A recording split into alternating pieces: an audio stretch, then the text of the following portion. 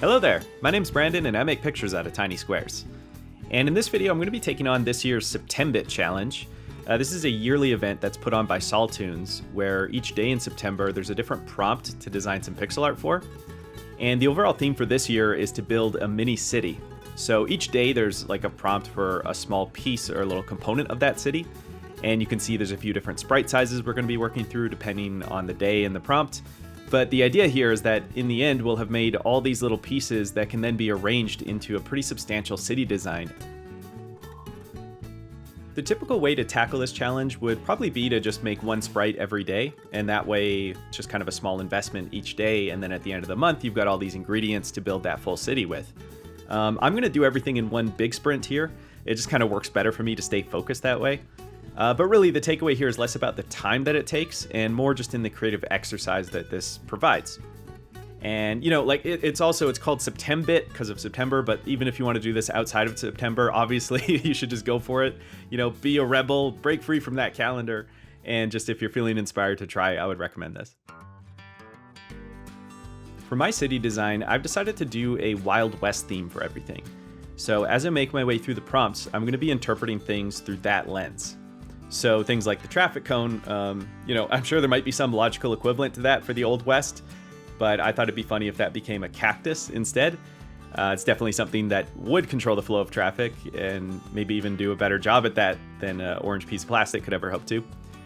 But the other flavor that I'm bringing to the artistic direction here is that I'm going to do everything as isometric pixel art, which is where you kind of have that overhead skewed angle to everything, kind of like you'd see in an RTS game or something like that.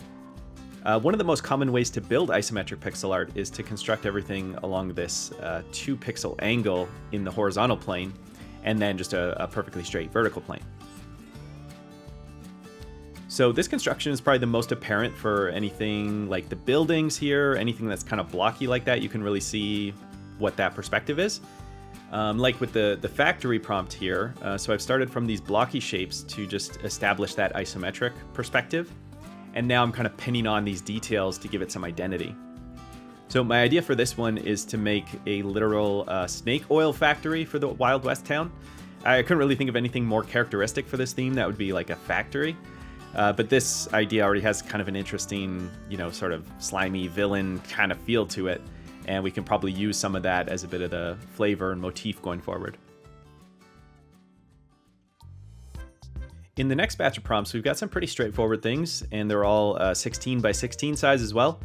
So again, I'll just be blocking out whatever I can along that 2 pixel angle, and then sort of improvising from there. Maybe the one wild card here is just the idea of the car design for number 6. And, you know, like a wagon could probably work for this as well, but I thought it'd be funnier and, you know, maybe even more analogous to actually substitute this for a horse. It's just sort of the like ubiquitous personal vehicle in the Old West, perhaps, both measured in horsepower as opposed to, although maybe a wagon you'd measure in horsepower. I don't know. I'm getting lost here. One of the other difficult things here, though, just in general, is the fact that this is also a 1-bit challenge. So we're meant to create everything here using just 2 colors. Now, the original challenge template uses these 2 blue tones, I think just to have kind of that blueprint motif with the city plan idea behind it. But it says in the challenge notes just to feel free to substitute these for whatever colors you want. So for now, I'm just doing mine in these gray tones. I find it easier to look at, and we're just kind of focusing on the construction of the artwork first. But in the end, we can take a look at kind of substituting these for some other colors. Part of the concept here with the challenge, at least I imagine this to be the case, is that for some of these smaller 16 by 16 designs, they're meant to be treated as repeatable tiles eventually. Like if you've got a little road piece, the path, the rail track, that sort of thing, you're just going to make like a small section of it, a little tile, and then eventually we'll repeat those out to create actual like longer roadways and stuff to run around the city. But then even for some of these buildings, like maybe for some of the more generic ones, we can plan to use those a few times as well, just if we want to add more generic density to the city. One of the ones that I'd like to be a central fixture for me is this restaurant design for number 14. Which I'm going to build up as a saloon for the town. And to give it a unique construction from the rest, I'm starting from those isometric angles, but then along the front, I'm going to give it this flat horizontal plane as like the front face of it. So it's kind of creating this like wedge sort of design with those 3 panels. And I think this is shaping up nicely that it could work well to have this positioned at a corner of two streets. You know, maybe it could be like at the center of the town or something like that. And the full word saloon doesn't really fit into this resolution, but I just fit what I could there, which is just the word Sal. And hopefully that gets the point across. All right, so at this point, we're approaching the halfway mark of this monthly prompt list. So I think it's a good opportunity to just kind of pull back and check in on the progress so far. And I think this is coming along nicely. You could imagine some of this tiling, you know, being able to be put together into kind of a starter town just from this. I see a couple small mistakes or kind of oversights here, like the gold bars, which is sort of meant to be our cash machine. They're not really adhering to the isometric viewpoint. It's a little bit flat. And then the railroad track tile, I just kind of like blazed right through that one. I don't even think it has rails necessarily at this point. But I think the best thing for now is just to kind of forge ahead and keep moving on the rest of them. And then we can kind of come back after and do some of these cleanups towards the end. All right, the next one up is the statue design. So I'm going to get that started by just putting like a large block platform to prop the statue onto. And just for efficiency's sake, I want to try taking that character design from the day one prompt and kind of morphing it into being the statue that we can use here. And I think, you know, just with that snake oil factory being part of the lore of the town now, we can kind of turn this into some sort of like gaudy statue of this snake oil baron, some kind of villainy kind of character for this town who's like controlling the town or something.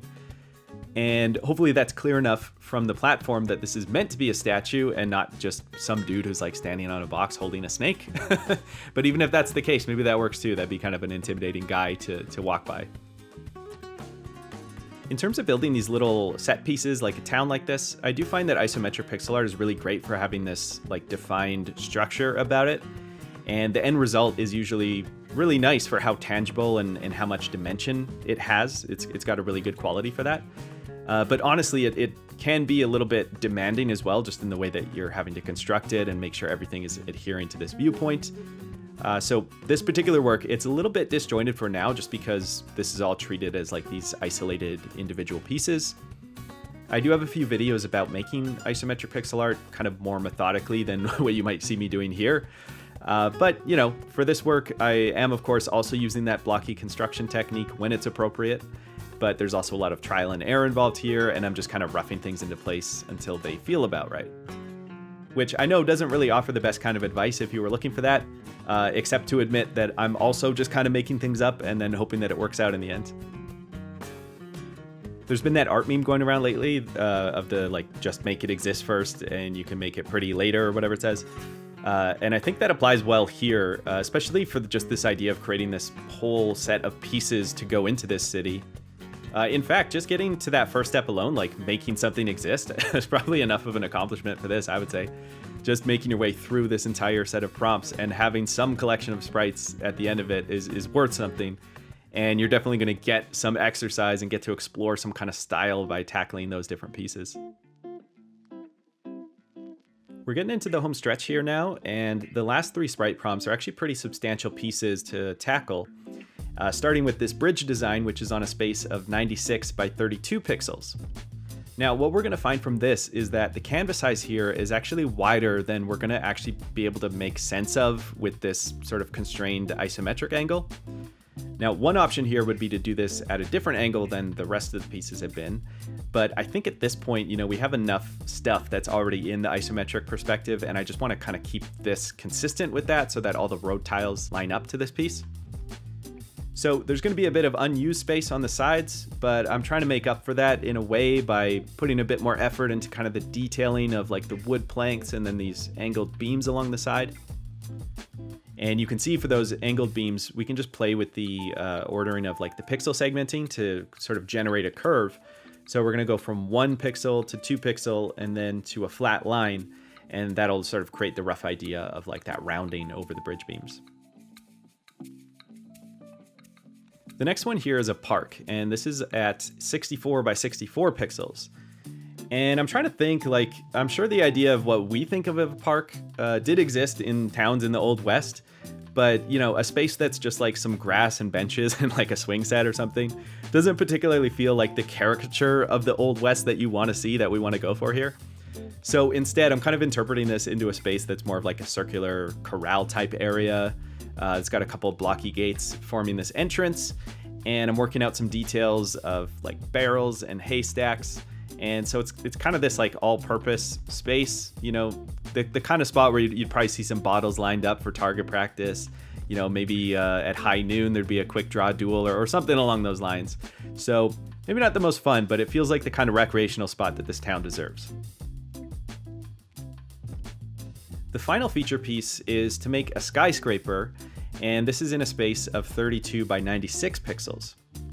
Now, just like with the park, a skyscraper is definitely not something that necessarily fits into your mind's eye of a Wild West town. But I was doing some research into the oldest skyscrapers, and I found this one here. This is the Home Insurance Building in Chicago, which was completed in 1885. I don't think it's still around today, but basically I'm modeling this building loosely off of that style, where there's kind of these like 3 layers to the design. Very simple. And because this is a vertical feature piece, it's able to actually fill the footprint much more completely than the bridge was able to. And even in one of the unused corner spaces here, it looks like we can just sort of stick a flag up top to fill in even more of that space.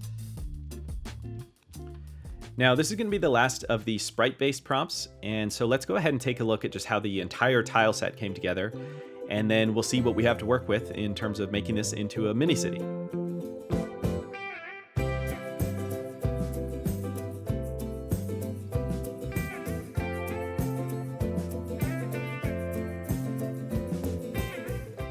All right, I think what's looking cool here is just seeing all these different sprite sizes, and then there's different kinds of tiles and structures that we can work with.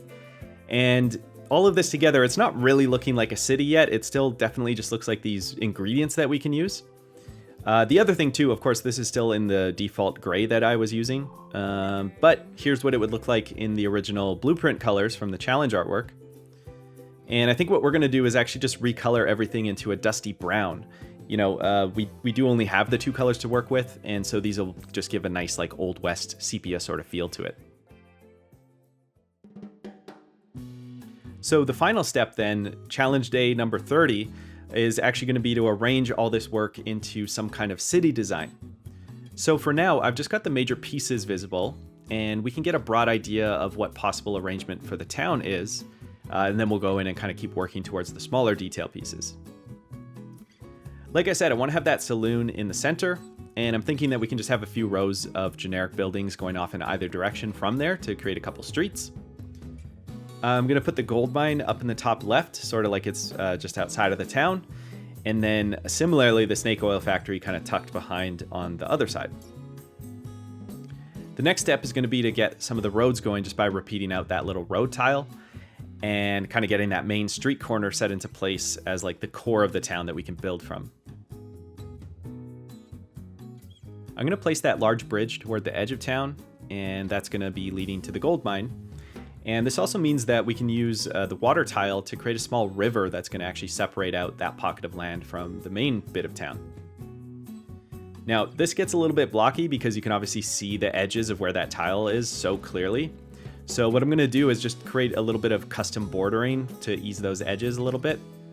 And I'm just kind of experimenting here. You know, the core part of it is just rounding off the corners so it looks kind of organic. And then lining it here in this sort of like double outline kind of pattern has a pretty good look. And that just gives, you know, sort of that idea of a natural transition from land to water. The bottom of the town was a little bit harder to figure out. Still some of the like big ticket items that are left to place, but it's not really like obvious how they might all fit together. So I ran that train track along there and then kind of decided to just place the rest of the buildings close to that. Like that would definitely be like another little hub of the town. One thing that I'm realizing too is we don't have any buildings that are facing away from the camera. So that's obviously making it a bit hard to have the streets feel like they're double-sided or have some sort of logic to it that way. So I'm just going to copy one of those buildings over and then paint it up as if it's sort of facing the opposite direction, facing away from us.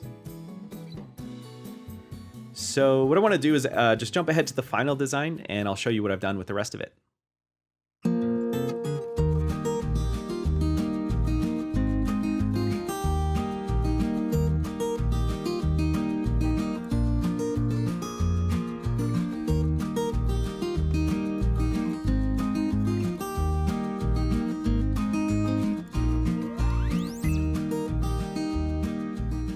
All right, so one of the biggest things in getting this finished was just improvising a couple new structures and edits, like we had with the buildings that are facing the other way. Beyond that, I think everything else is generally within the original tile set, but I've also made a few variants of the people that we see here. And then they also have these really simple 2-frame animations to give it just a little bit of life here as opposed to just being a static piece. And now that I'm saying all this, I am realizing how much work there is beyond the original scope of what this challenge maybe was going for. But that's part of the fun of it too, and the idea is like just getting carried away, you know, once you have this traction and there's all these little fun city pieces to work with, you kind of get carried away with it, and so that's awesome too. So definitely check out the Septembit challenge if you're interested in doing this sort of creative exercise. Thanks to Saultoons for hosting such a fun challenge, and we'll close out with some CRT time. So thank you for watching, and take care and keep it square.